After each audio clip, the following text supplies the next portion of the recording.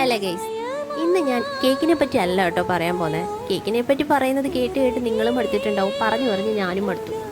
എന്നാൽ പിന്നെ നമുക്കൊന്ന് മാറ്റി പിടിച്ചാലോ. ഞാൻ ഇന്ന് കുറച്ച് പഴയ ഓർമ്മകളൊക്കെ ഒന്ന് ഷെയർ ചെയ്യാമെന്ന് വിചാരിച്ചു. നമുക്കൊക്കെ ഏറ്റവും കൂടുതൽ ഓർമ്മകളുള്ളത് നമ്മുടെ കുട്ടിക്കാലത്തായിരിക്കും. അപ്പോൾ എൻ്റെ കുട്ടിക്കാലത്തെ കുറച്ച് കഥകളും ഓർമ്മകളും ഒക്കെ നിങ്ങളോട് ഷെയർ ചെയ്യാം. ഇഷ്ടപ്പെടുമോ എന്നറിയില്ല, നോക്കാം. എൻ്റെ കുട്ടിക്കാലത്തെ പറ്റി ഓർക്കുമ്പോൾ എനിക്ക് ആദ്യം ഓർമ്മ വരുന്നത് എൻ്റെ അപ്പൂപ്പനെയാണ്, അമ്മയുടെ അച്ഛൻ. അപ്പൂപ്പന് ചില നിർബന്ധങ്ങളൊക്കെ ഉണ്ടായിരുന്നു. എന്നും രാവിലെ വീടിനടുത്തുള്ള ചായക്കടയിൽ പോയിട്ട് നല്ല കടുപ്പത്തിലൊരു ചായയും തെറുപ്പുപീടിയും. അന്നൊക്കെ തെറുപ്പുപീടിയാണ് കൂടുതലും.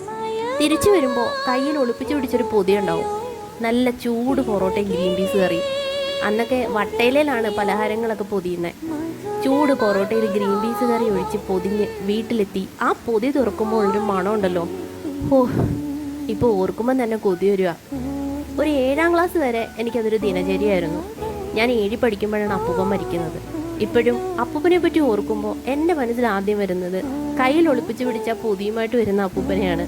ആ മണവും രുചിയും പിന്നെ ഞാൻ വേറെ എവിടുന്നും അറിഞ്ഞിട്ടില്ല. അതൊക്കെ ഒരു കാലം. വേറൊരു കഥയായിട്ട് അടുത്ത വീഡിയോയിൽ കാണാം. ടാറ്റാ.